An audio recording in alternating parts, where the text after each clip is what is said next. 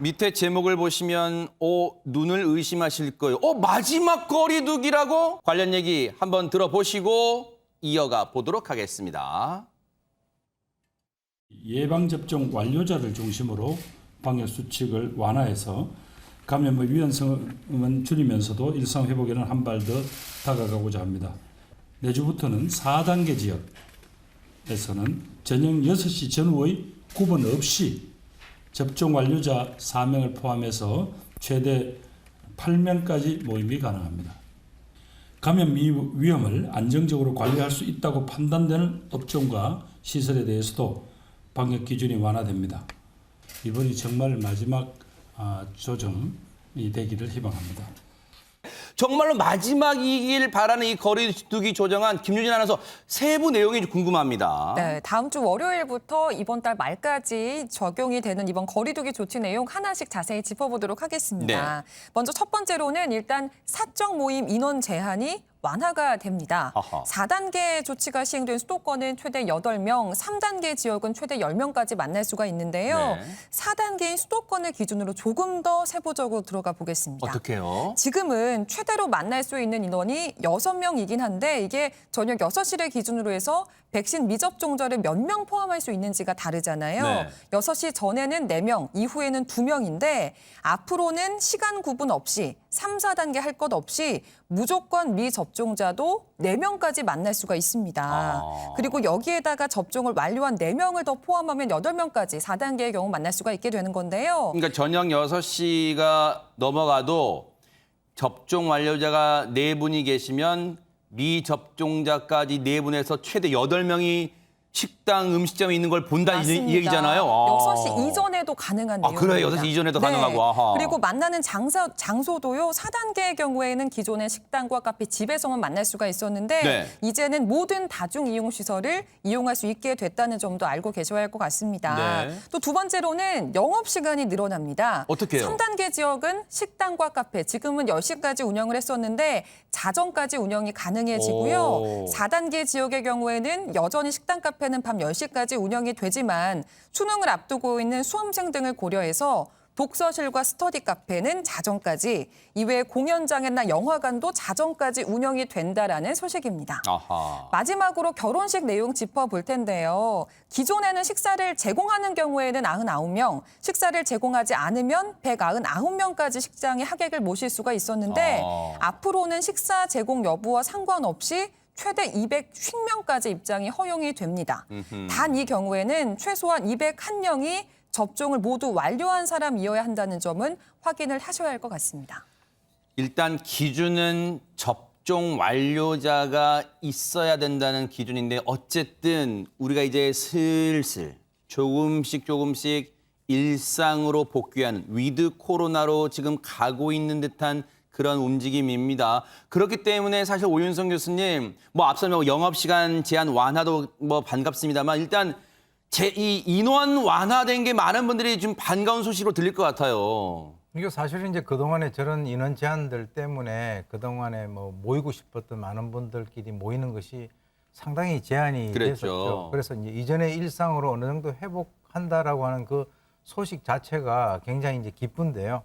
4단계에서는 접종을 마친 분이 4분이 계시면은 8명까지 4분이 더 하고요. 네. 3단계 같은 경우는 4명이 되면은 거기다가 6명을 더해서 10명까지 된다라고 하니까 훨씬 좀 이렇게 숨통이 튀는 것 같은데 결과적으로는 아까 전에 이제 총리께서 이게 정말 마지막 거리두기 조정이 되기를 희망한다라고 이렇게 얘기를 한 것으로 봐서는 이것이 위드 코로나 가기 전에 소위 그 리트머스 시험지를 한번 대보는 그런 그 시험적인 완화다 이렇게 이제 우리가 볼 수 있는데 아무쪼록 이것이 계속적으로 이어지기를 바랍니다. 네.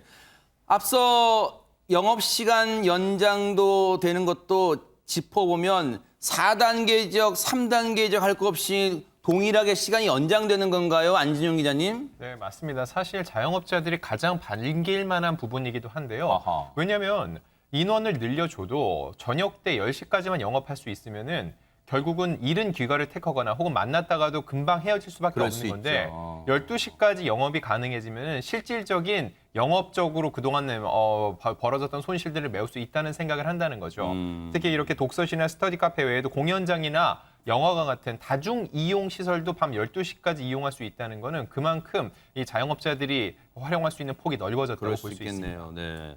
근데 이번 거리두기가요, 백성민 변호사님 왜 31일까지예요? 그 얘기인 즉슨 아까 김부겸 총리 얘기했던 것처럼 이게 마지막 거리두기 조정이 되길 원한다고 하셨는데 이게 마지막 거리 조정 그 단계가 된다면 11월 1일부터는 우리가 늘 얘기하는 위드 코로나, 그러니까 단계적 일상회복 절차로 넘어갈 수 있다라는 건데요.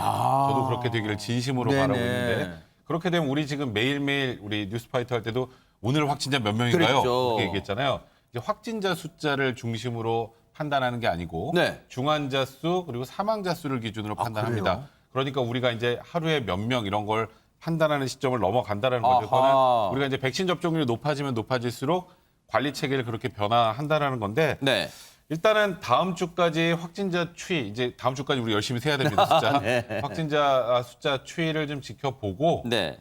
좀 안정화된다라고 판단이 들면 내달 1일부터는 우리가 그동안 계속 발해왔던 소위 위드 코로나 단계적 일상회복이 시작될 것 같습니다. 네.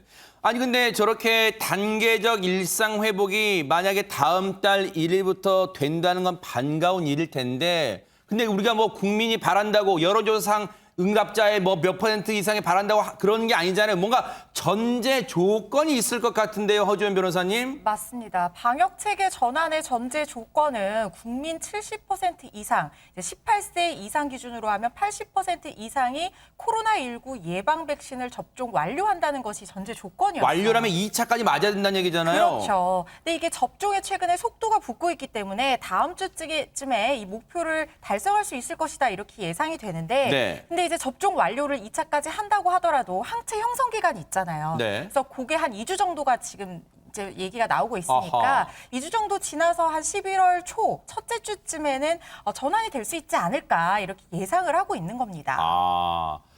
이렇게 되면 사실은 여러분 기억나실 거예요. 국정감사 기간에 정은경 청장이 11월 9일쯤부터는 위드 코로나를 시행해 볼 수 있겠다라고 언급했는데 그보다도 한 일주일 이상 앞당겨지는 거예요. 앞서 말씀드렸지만 그 전제 조건은 백신 접종 완료율입니다. 그런데 백신 접종이 완료되고 위드 코로나로 가게 되면 여러분들 생각하실 때 그럼 마스크는 어떻게 되는 거야? 제일 궁금하잖아요, 사실. 그런데 이와 관련해서 방역 당국이 최근에 혼선을 주는 듯한 발언들이 나오고 있어서 걱정이 되고 있어요. 그 얘기를 한번 들어보시고 이어가 보도록 하겠습니다. 접종 완료율이 85%가 되면 아마도 집단 면역은 대략 80%에 이르게 되고 그렇게 되면 델타 변이조차도 이론적으로는 마스크 없이 집합 금지 없이 영업 금지 제한 없이도 이겨낼 수 있다는 이론적 토대가 됩니다. 어제 방대본에서 설명한 내용은 이론적 모형에서 그러한 결과도 가능하다는 점을 설명드린 것입니다. 현실 방역 조치의 이러한 이론을 직접 대입하기는 어렵다고 보고 있습니다. 특히 실내 마스크 착용은 감염 예방에 있어 효과적이면서 서민 경제나 생업시설에 피해가 없는 장점이 있어서 가장 최후까지 유지되어야 할 기본적인 방역 조치라고 판단하고 있습니다. 물론 보세요. 어제 권준욱 제2본부장의 얘기도 분명히 표현은 그렇게 했어요. 이론적으로는 이라는 단서를 달긴 했지만 하지만 시청자분들과 국민분들은 그 다음에 오는 말에 솔깃했단 말이에요. 이론적으로는 이 접종 완료율이 85%가 되면 델타 변이조차도 마스크 없이 집합 금지 없이 영업 금지와 제한 없이도 이겨낼 수 있다? 이렇게 되보니까 85% 접종 완료만 되면 야 우리 이제 답답했던 마스크 훅 던져버려도 되겠네? 라고 생각했단 말이에요. 그래서 그 논란이 커지니까 부랴부랴 오늘 다시 설명한 거예요. 이론적으로는 그렇지만 이론을 실생활에 무작정 접목시키는 건 무리가 있다 이렇게 서둘러 진화에 나선 겁니다. 사실 그러다 보니까 방역당국, 왜냐하면 지금 방역당국이 컨트롤 타워잖아요. 방역 당국의 말 한마디 한마디가 갖는 무게감이 크다는 걸 다시 한번 우리가 확인한 건데 어쨌든 안지훈 기자님, 그래서 우리가 늘 생각할 때 마스크는 마지막 순간까지도 늘 착용을 해야 될 것 같습니다. 네, 맞습니다. 지금 코로나19 치료제가 완전치 않은 상황에서 역시 마스크를 통한 예방이 최선이라고 볼 수 있고요. 네. 이 용어를 확실히 볼 필요가 있습니다. 아하. 위드 코로나입니다. 코로나가 없는 게 아니라 함께 가는 거기 때문에 마스크가 더욱 필요하다고 볼 수 그러네요. 있는데 핵심인데요, 이게. 네. 일단 오늘 이 확진자 수를 한번 확인해 보면은요. 0시 기준으로 해서 1,684명입니다. 네. 특히 수도권의 82.7%가 집중이 돼 있거든요. 결국 이 단계적 일상 회복으로 가도 코로나가 여전히 1,000명 이상씩 신규 확진자가 발생되는 상황이기 때문에 아까 말씀하신 대로 마스크는 계속 써야 될 것 같고요. 그리고 마스크를 혹시라도 누가 벗어도 된다 얘기를 해도 코로나의 역설이라고 하죠. 오히려 감기나 독감 환자까지 줄어드는 효과도 있기 때문에 자체적으로 스스로 계속적으로 이렇게 자율적으로 마스크를 쓰려는 이들이 적지 않을 것으로 보입니다. 그 말도 일리가 있네요. 이제 위드 코로나가 접종 완료일이 목표치를 도달하게 되면 앞서 말씀드린 것처럼 다음 달 1일쯤이면 단계적 일상으로 회복, 위드 코로나가 될 것 같다는 말이 많은 분들이 반가워하시잖아요. 그런데 우리 그런 말 있잖아요. 모두가 내 맘 같지는 않잖아요. 왜냐하면 한쪽에서는요. 위드 코로나 시기를 좀 늦추자 이런 목소리도 있다면서요, 김유진 아나운서. 맞습니다. 오는 11월 18일, 그러니까 다음 달에 수능을 앞두고 있는 수험생과 학부모들의 이야기인데요.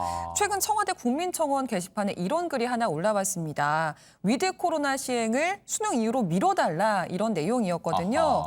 왜냐하면 위드 코로나가 시작이 되면 분명히 확진자가 증가를 할 텐데 지금까지 애써서 준비했던 수험생들이 피해를 볼 수도 있다라는 주장이었습니다. 사실 공부만 해도 힘든 게 수험 생활인데 지난해에 이어서 올해도 수험생들의 걱정 이만저만이 아닐 것 같긴 합니다. 저 수험생 부모님들의 저런 얘기를 마냥 또 외면할 수만은 없을 것 같아요, 오윤선 교수님. 그렇습니다. 왜 그러냐면 고등학교 3학년 수험생들은 백신 접종이 완료가 됐는데요. 문제는 돌파 감염이죠. 그렇게 한다 하더라도 또 이게 감염이 될 수 있는데 그래서 작년 예를 들어보면은 지난해 수능 직전에 11월 중순에 이제 한 300여 명 정도 확진자가 났습니다. 기억나네요. 물론 네. 지금 이제 확진자 수에 비하면 아무것도 아니지만 그 당시에는 3차 대유행이 된 거죠. 그랬었죠. 그러니까 이제 지금 규정상 이 수능 같은 경우는 확진자도 응시를 할 수가 있습니다. 그런데 중요한 거는 수능이 아니고 대학별 고사 같은 경우는 대학 자율에 맡긴다 이렇게 되니까 네. 만약에 이 수험생들이 자가격리라든가 확진이 됐을 때 면접 기회를 박탈당하면 어떻게 할 것인가라고 하는 것에 굉장히 걱정을 하고 있는데 네. 지금 이제 수험생 부모님들 같은 경우는 조금이라도 여기에 대해서 어떤 나쁜 영향을 미칠까 전전긍긍하고 계시기 때문에 저런 어떤 그 청원도 일어나는 것 같습니다.